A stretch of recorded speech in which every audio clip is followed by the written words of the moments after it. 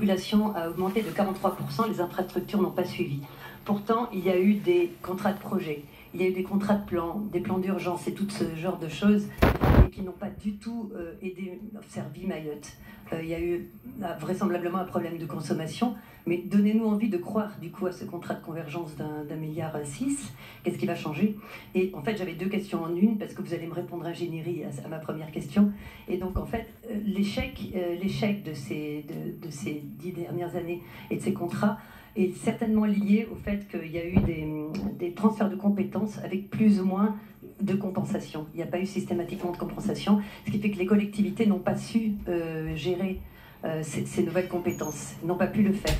Je pense que, enfin je sais pas, je vous pose la question, est-ce qu'avec des dotations globales et des compétences, est-ce qu'on pourrait arriver à leur redonner la main alors qu'on est dans un esprit d'un peu pas de recentralisation, mais de reprendre la main dans certains domaines? Je parle des fonds européens et des investissements du SIAM, du syndicat des eaux. Merci.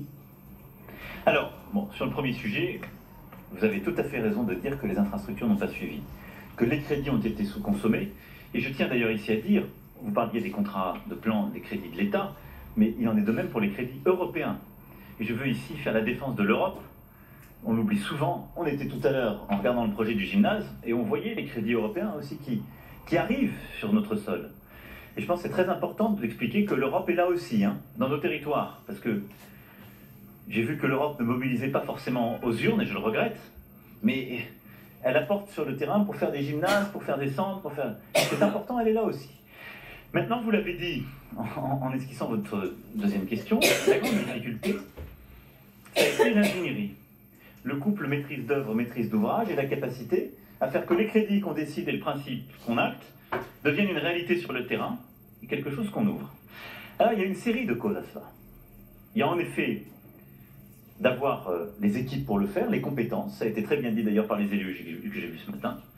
Ça veut dire que derrière, on n'a pas toujours été au bon rythme collectivement et que les critères d'autorisation, les procédures qui valent Hexagone sont peut-être trop lourdes dans un terrain qui est beaucoup plus dur.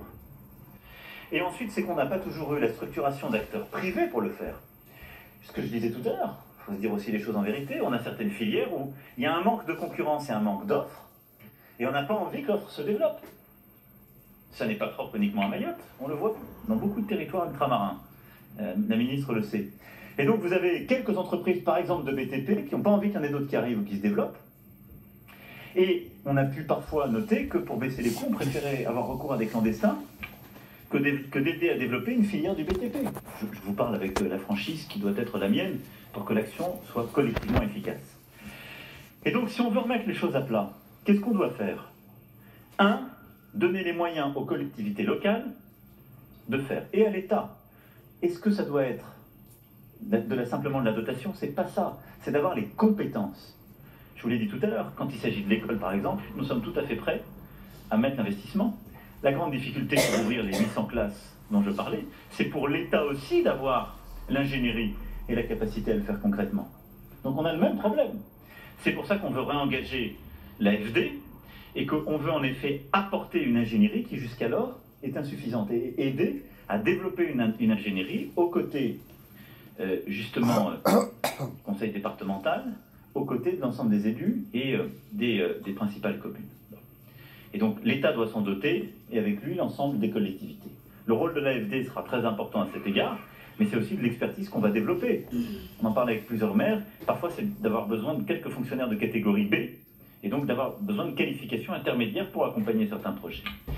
La deuxième chose derrière, c'est qu'on va renforcer la lutte contre le travail illicite, parce que sur ces grands sujets, ça ne fonctionne que si on sait l'utiliser pour que ça permette de créer, de développer, de consolider vos acteurs du BTP. J'en ai vu tout à l'heure plusieurs qui m'ont sollicité, qui m'ont dit j'ai entendu que vous annonciez des travaux, c'est très compliqué, pour moi j'y arrive pas, je suis concurrencé, c'était chez vous monsieur le maire, je suis concurrencé par des gens qui se font payer des salaires de misère parce qu'ils sont irréguliers.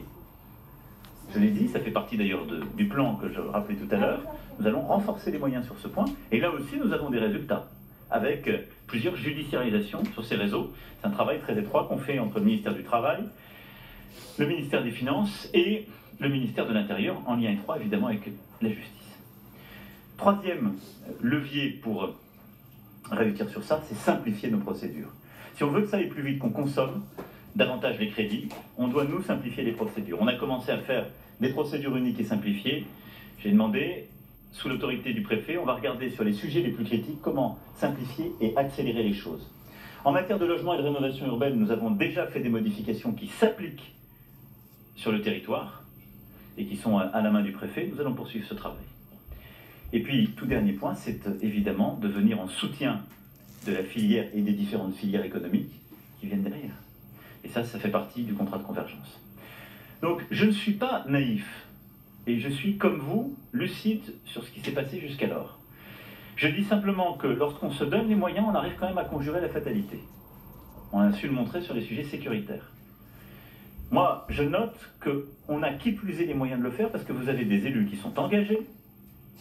Dans les prochains mois, il se peut qu'ils soient occupés par d'autres échéances, et c'est bien légitime, mais ils sont engagés, et on le rappelait ce midi, vous avez des collectivités, ce qui est un fait très rare, qui sont bien gérées. Les communes, comme le département, sont bien gérées, et donc ont des capacités aussi d'investissement pour accompagner ce travail. Donc je pense qu'on a les conditions pour réussir, si on sait se doter de ces moyens. Il faut être humble, beaucoup de ces sujets, nous ne savons pas les faire, d'ailleurs, parce qu'on a perdu cette compétence, parce que l'État ne le fait plus sur le territoire hexagonal, et qu'on est face à un défi, qui est un défi très atypique. Donc il faut qu'on soit aussi volontaire que humble pour le relever.